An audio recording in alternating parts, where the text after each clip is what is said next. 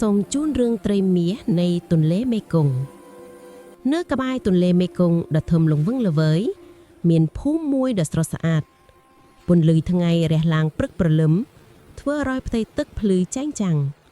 វាជាកន្លែងដែលជីវិតរស់នៅដោយពឹងផ្អែកលើទន្លេនេះរាល់ព្រឹកលោកអរុណជាក្មេងប្រុសចិត្តល្អ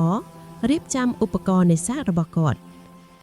តែងតែមាននុយគ្រប់គ្រាន់នៅក្នុងកន្ត្រករបស់គាត់ស្រឡាញ់ការនេសាទហើយតែងតែគិតដល់អ្នកដទៃ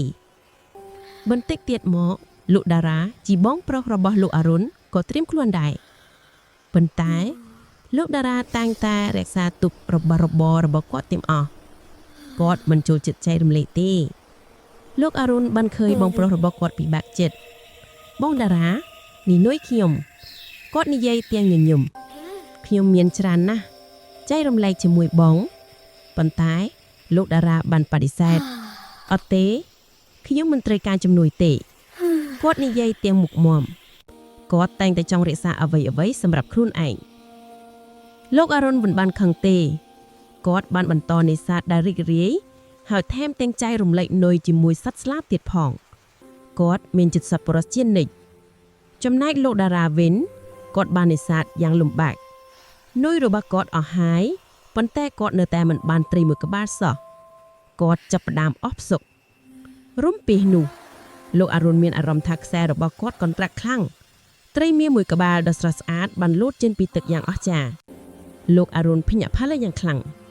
ជំនួសឲ្យការរក្សាទុកវាលោកអរុណបានលែងវាទៅក្នុងទន្លេវិញទៅចុះត្រីមាសអើយគាត់ខ្សឹបញាក់សមនឹងរស់នៅដោយសេរីអ្វីដែលគួរឲ្យភ្ញាក់ផ្អើលនោះត្រីមាសបានហែលត្រឡប់មកវិញវាហែលជុំវិញជើងរបស់លោកអរុណដូចជាអរគុណលោកតារាដែលនៅក្បែរនោះបានឃើញទាំងអស់លោកតារាចំណេញយ៉ាងខ្លាំងគាត់បានបោកខ្សែរបស់គាត់ទៅក្នុងទឹកយ៉ាងលឿនគាត់ចង់បានត្រីមាសនោះសម្រាប់ខ្លួនឯងប៉ុន្តែ